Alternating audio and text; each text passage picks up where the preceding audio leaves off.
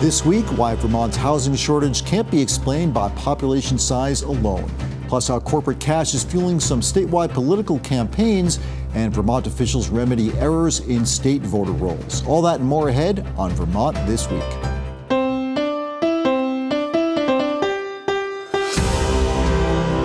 From the Vermont Public Studio in Winooski, this is Vermont This Week. Made possible in part by the Lintelak Foundation and Milne Travel. Here's Moderator Mitch Wertlieb. Hi, I'm Mitch Wertlieb. It's Friday, August 28th. And with us on the panel today, we have Pete Hirschfeld from Vermont Public, Shaun Robinson from VTDigger, and Carly Berlin from Vermont Public. Thanks so much, all of you, for being here today. We're going to dive in with this really interesting story about housing, Vermont's housing crunch. Carly Berlin, this absolutely fascinated me reading your piece on this, because when I talk to folks outside of Vermont, I'll often say, hey, we're dealing with a housing crunch, just like you are in New Jersey or other places around the country. And they say, what? How can you be dealing with a housing crunch? There's so few people in Vermont. Just build more houses. What's the problem here? But your article is all about how Vermont's population size doesn't explain this problem alone. What are the factors contributing to all this here? So you have to think of population and household size as two separate things. So the number of people living in the state versus how they're composed in all of our houses, right? Mm-hmm. And the average number of people living in each house in the state has been on a steady decline for decades. We actually have the smallest average household size in the nation as of 2024 at 2.2 people. So few reasons for this. We're seeing a graphic on the screen here describing all of that. Yeah, so you can really see that decline since 1970. This is a national phenomenon, but it's particularly acute in Vermont as our population ages. So if you're older, if you're 55 plus, you are more likely to live alone. Your kids have moved out. We also have people marrying later, choosing to live on their own, having fewer kids. All of these reasons why we're taking up more houses because there are fewer people living in each one. And that means that there's more pressure on housing demand. And so many other factors come into play here too. For example, let's say you've lived in a house that, maybe when you had 3-4 kids in it, it was a big house, it was right for you then. Like you said, the kids have moved out, et cetera. Maybe you bought that house too 20, 30 years ago at a good mortgage rate, and you don't necessarily want to give that up now, right? Exactly. So one of the things I learned reporting on this story is that a lot of Vermonters are what's called overhoused, right? So we have 70% of households in the state are just 1 or 2 people. 70%? 70%. So That's astonishing. A big majority. At the same time, the majority of our houses are large. They're 3-bedroom plus, 60% of our homes. So we have this mismatch where, the number of people living in each house doesn't really match the housing stock that we have because, when we were, the era when we were building a lot was when there were more kids, families were bigger, and that's just not true anymore. And so you end up in this situation where you've got particularly older homeowners who are living in these houses with, considerable extra space sometimes, and there are a lot of incentives for them to stay, both economic, like perhaps, you have a 3% mortgage rate. That's, sure is different than what you could get these days. Housing prices are much higher. And there are emotional incentives too. This place feels like home. These are my neighbors. There's a pride in home ownership. There's, a culture that encourages aging in place. And then there's also just inertia. It's hard to move, particularly as you get older. Oh, I understand that. One of the most stressful things in life is moving and packing up all that stuff. I also imagine, too, maybe some of the way things are happening these days with the job market for kids that are going to be graduating college, maybe some of these folks think, my kids may not be here now, but they may need to move back at some point. Is that part of this, too? That's definitely true. I think for a lot of people, imagining giving up the family home where your kids could come back, whether it's to live with you or just stay with you on a visit, is a tough thing to imagine. What about what we can do about this, Carly? Can we just build our way out of this? Building more smaller units is a big piece of this. So, one of the really interesting statistics I learned working on this piece is that we have 55,000 more 1 and 2 person households than we do 1 and 2 bedroom homes. So if you're an older homeowner in a larger house and you want to downsize, It is very hard to do that structurally in Vermont right now. Very few of those homes exist. At the same time, you're competing with, younger families, renters who are able to, trade up into that starter home. Like those smaller houses would really fit the vast majority of households that we have in the state right now, and there are so few of them. So that's a piece of this. Yeah. Another piece of this is perhaps thinking about the buildings that we have in more creative ways. Like if we have a lot of property owners with extra space, how can we be using those rooms to try to accommodate people who need their own units? There are interesting things like the home share program that's been around for a long time, where homeowners can rent out, one of their rooms to someone who needs a rental. We'll talk about the Vermont Housing Improvement Program in a minute, which is all about, repurposing older buildings. So there are ways beyond simply building a bunch of new apartments and homes, but that has to be a piece of the strategy also. Let's talk a little bit about VHIP, which is the Vermont Housing Improvement Program. You just mentioned that. Governor Scott was touting this the other day. He says it's going to remain in place. What exactly does this do, and can this help deal with this housing shortage? It's definitely a piece of it. So this program, Vermont Housing Improvement Program, was started during COVID when we were awash in federal cash that our state leaders were putting towards housing. The goal of VHIP specifically is to give relatively small-scale grants to property owners to rehabilitate apartments that are vacant and run down. They need some extra love to get back into the housing stock. There are also grants for building, accessory dwelling units like a granny flat in your backyard or some small-scale apartment buildings. This program had been funded with federal cash and had been getting these one-time appropriations in the state budget each year since. So what the governor was celebrating this week is lawmakers this past session gave this, what's called base funding. So there's this kind of expected, certainty around having more of this grant money going forward. We were talking about this, though, before we came on air. That you were saying that some of the affordability caps in this program are starting to sunset. Is there any concern by affordable housing advocates for that? Yeah, there is. So these grants were time-bound. So it's basically like property owners given money to rehab an apartment, they have to rent it at an affordable rate for 5 to 10 years, depending on what the kind of funding award is. Those first 5-year grants started to time out last year in 2025. I asked officials about this week, and they're saying, in these exit surveys they're getting for property owners who have, hit that mark, they're, they would have the opportunity to jack up rents if they wanted to, right? That, I'm hearing is not happening yet, but it's certainly something to watch going forward. I'll keep an eye on. Yeah, I urge people to go to vermontpublic.org, check out that whole article. It really explains it so well because it is a confusing thing, but your article explains why we're dealing with this housing crunch. I want to move on to the issue of corporate cash, which, we just got through a primary season, Pete Hirschfeld, and it looks like, there are some politicians that you were writing about who are taking corporate money. Some have not. Amanda Janeau, who won the Democratic primary for governor, not taking corporate money. You asked Governor Phil Scott about that. What was his answer? I asked Governor Scott if he would join Democratic gubernatorial nominee Amanda Janeau in her pledge not to take money from corporations to her campaign. And he said, no, I'll take money from anyone. That was a direct quote from the governor.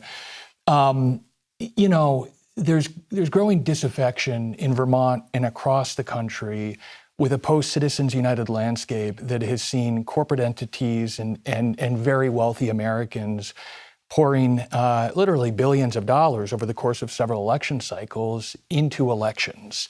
What we're talking about here specifically is direct corporate contributions to individual political campaigns. In the absence of serious campaign finance reform, some candidates like Amanda Janeau, like Molly Gray, are saying, I'm not going to wait for the law that tells me I can't accept these contributions. I am going to voluntarily swear them off. And so we did a campaign finance analysis to look at, okay, what role are corporate contributions actually playing in Vermont elections this year? And found that Republican Governor Phil Scott has taken in the most from corporate contributors, about $167,000. Number 2 on that list is a Democrat, Attorney General Charity Clark, who's taken in about $84,000. The other statewide candidate that's taken in a meaningful sum is Lieutenant Governor John Rogers, also a Republican, about $45,000, I believe. So Governor Phil Scott saying, I'll take money from anybody. I mean, that's sort of, it sounds like a provocative quote there, but I think his point was, just because I take money from PACs or corporations does not mean that I owe them anything, right? Isn't that what he was telling you? Exactly. He said there's no quid pro quo. Never in my life as a public servant have I altered my decision-making in any way because of a corporate contribution or allowed undue influence peddling in my office. Charity Clark said the same thing. She said these donations in no way affect her decisions as the state's chief law enforcement officer. What campaign finance watchdogs say is that very rarely are you going to see an out-and-out quid pro quo, right? What you do have is an inevitable influence by virtue of this exchange of money, that when corporations make these contributions, make no mistake, they are investments that they are looking to get a return on. And their hope is that by ingratiating themselves to these candidates, they are subconsciously or not going to have a certain kind of disposition towards them when it comes time for government regulation or enforcement actions. And that's really the push from campaign finance reform hawks that, look, whether or not there's explicit bribery going on, something is happening that wouldn't otherwise happen because of this corporate influence. Polls show that Americans don't like it. Polls show that Americans think that corporations are gaining undue influence over political candidates because of these contributions. And people like Amanda Janoo and Molly Gray are saying, look, I don't want my supporters to even have to question whether or not these donations are affecting me. And so I am going to proactively take a pledge not to accept them so nobody has to guess about it. It's such an interesting question, though. It's a human nature thing, right? We were talking about this before. You know, if someone does something for you, your inclination is, well, maybe I should do something for them. But in the case of, I want to go back to Charity Clark for a moment. You know, you had in your article, Pete, you were talking about one of the corporate entities that gave her money was T-Mobile. Now, if they were looking for something in return, they didn't get it because they were a defendant in one of the suits that she was involved in, right? And those suits predated T-Mobile making a contribution. Okay. So that came after those suits were settled. And you know, there are specific examples that Charity Clark points to. She for instance took a donation from Tyson Foods, the mega food giant. Sure. Earlier in her political career, she later issued a sort of white paper criticizing the company for greenwashing, which is the practice of using sort of deceptive PR to hide your environmentally destructive practices. And then Tyson Foods gave her another contribution after that. So she's saying, look, follow the through line. If they gave me something before, I took an action and then they gave me something after, obviously it's not affecting the way I handle my business as it relates to this company. But you know, there are lots of advocates out there that are convinced that the act of this exchange in and of itself poisons the well, as it were, in ways that have, led to a system that to a lot of folks, at least, feels like it prioritizes the interest of wealthy people and corporations more than the average working class Vermonter. Yeah, and I think to Pete's point, in the Democratic primary for governor with Amanda Janoo and Allie Richards, we did see it wasn't corporate money, but a PAC come in right at the 11th hour and put a bunch of money in advertising into the race on Allie Richards' behalf. And I should say that PAC wasn't directly associated with her campaign, but it was folks who supported her. And I think, I talked to some political analysts the week after the primary, and they said, well, actually, I think that even though there was a lot of money going in on Allie Richards' behalf, supporters of Amanda Janoo, folks might have gotten galvanized by this disaffection with money in politics that we see across the country. And, Amanda Janoo took advantage of that. She put out a press release and statements online about that infusion of money. And I think it's fair to say that it might have galvanized some folks to support Amanda in the end. Now, that's what's really interesting to me, because is that going to gain traction? Because since Citizens United, which Pete was talking about, this money is flowing in from everywhere. And as you were saying, Shaun, sometimes it's not a direct contribution. It's sort of fuzzy to figure out where it's all coming from and how it's getting there. So are voters going to react to that? Is it going to be the kind of thing where somebody who doesn't take this money is going to get elected? It seems to me that's the only way that would change the system if the legal system is not going to change. Yeah, absolutely. And I mean, we have examples, most notably, I think Senator Bernie Sanders here in Vermont of elected officials who've been pretty open about this on the national level. So.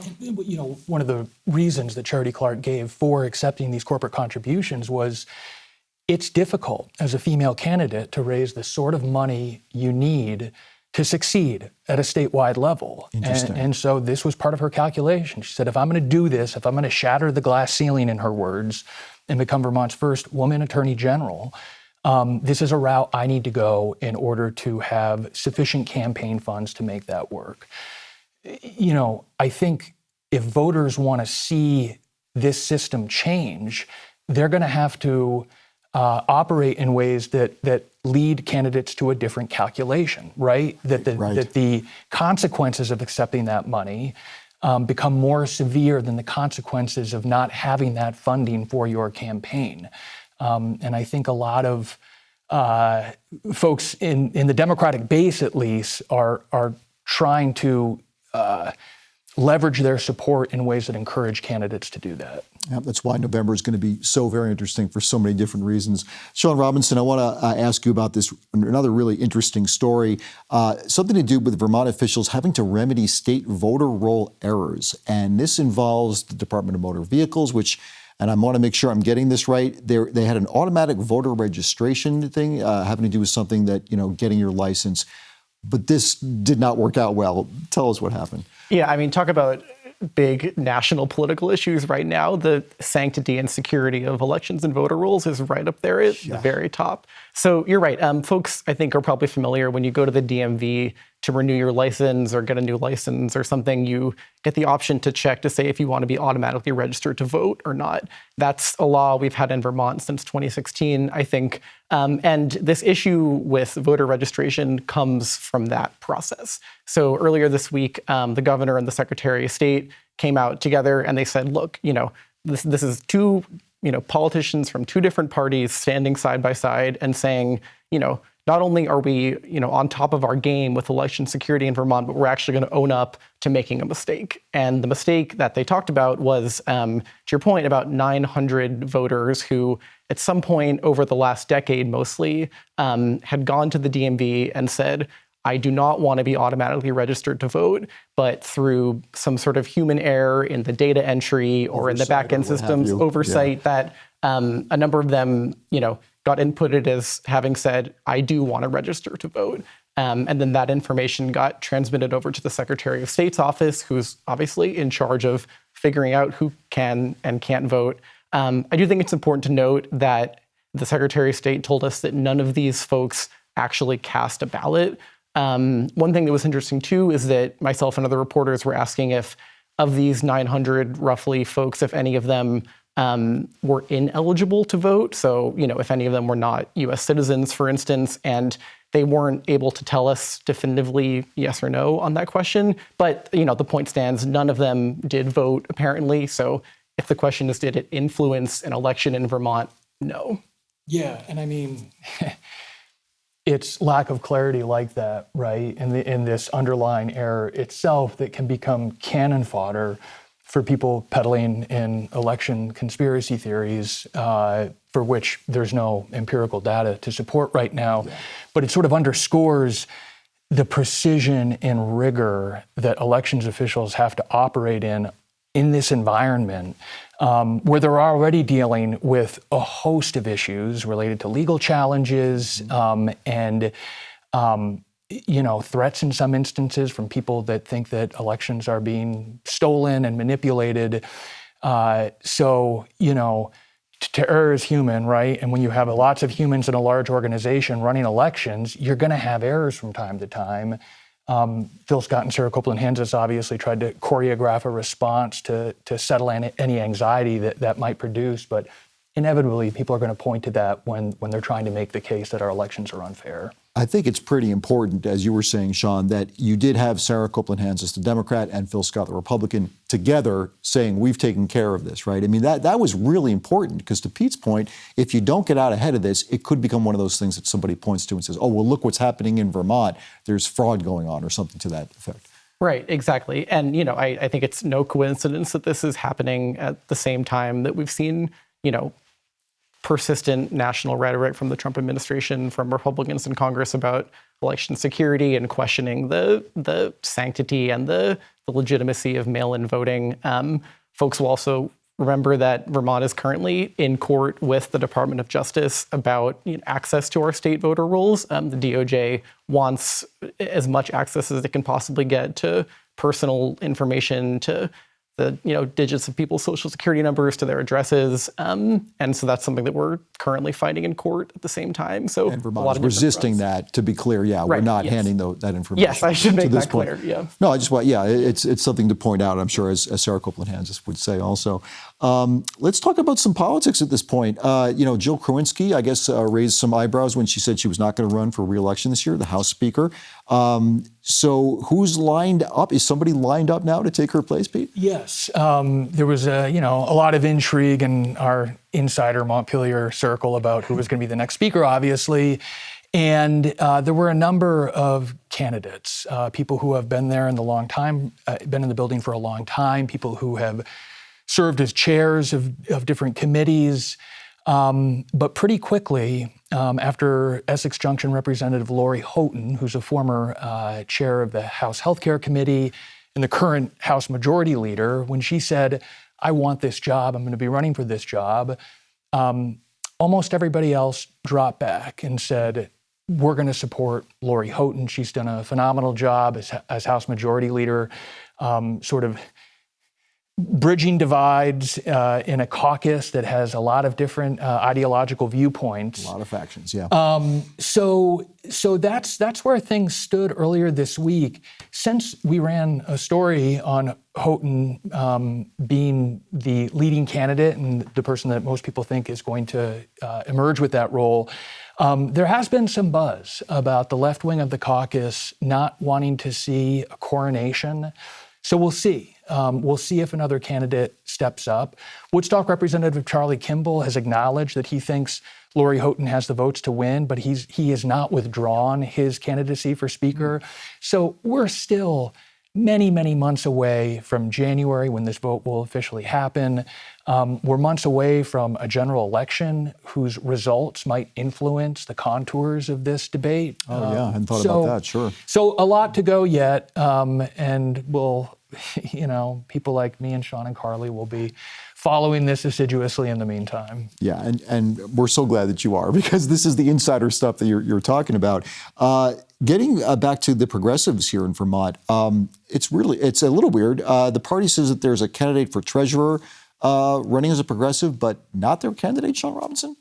Yeah, that's right. This is a little bit of a weird situation. So folks will know that, in most election cycles, the Progressive Party here in Vermont doesn't nominate a full statewide slate of candidates in the way that the Democrats and more or less the Republicans do. So this year in the primary, the Progressives had two of their own candidates on the statewide ballot. They had a candidate for Secretary of State, Rachel Shaw, and a candidate for treasurer. His name is Zachary Hampel.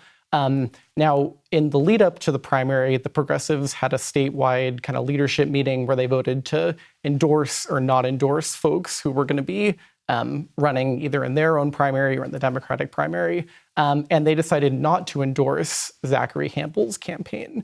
And, I talked to Zachary on the phone last week, and pretty quickly, by his own admission, he said, I'm not necessarily a progressive. He was described himself for a long time as a libertarian and a conservative. He was involved in, he founded a chapter actually of Young Americans for Liberty, which is a libertarian youth organization when he was in college at Castleton. And, he says that his views have evolved a little bit since he was in college. He's in his 30s now, but he's certainly no kind of, across the board progressive in the way that I think voters would expect when they see a name on the ballot with Progressive Party after it.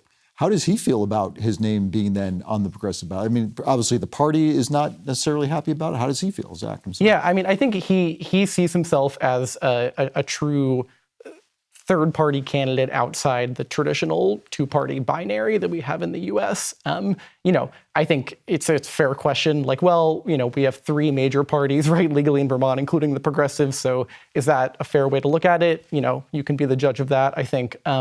But he sees himself as, taking this kind of outside the box approach a little bit. And, to his credit, he did get, the 500 plus signatures that you need to get on the ballot as a statewide candidate in Vermont. I think it's worth noting that he got 500 something signatures on his own, but then in the Progressive Party primary, he got 280, I think, votes. So that's kind of an interesting comparison. That is an interesting in his dynamic defense, there. There were only 474 votes cast in the progressive primary anyway. So exactly. He did get maybe close to a majority there. No, I think, he did, exactly. But I just raised the difference in numbers because it shows you that, the Progressive Party gets a very small number of folks voting in their primaries, compared to the Democrats and the Republicans. Okay, Shaun, thank you so much for updating us on that story. And we have this update on another piece of news we want to let you know about. Vermont is set to receive $92.7 million from social media giant Meta. This is to settle claims that the company endangered children by intentionally creating addictive apps. The payout is part of a landmark $17 billion settlement that Meta reached with 47 states, the District of Columbia, and U.S. territories. Now, in addition to the financial settlement, Meta agreed to limit children's access to Instagram and Facebook through a variety of new features, including a 2-hour daily limit on the apps, blocking the use of apps at night, and stronger measures to verify the age of young users. As with past settlement funds, the legislature and governor will decide how the money is spent. Governor Phil Scott told WCAX this week that Meta had an impact on kids, this is a quote, and somehow we have to give back to the kids, unquote.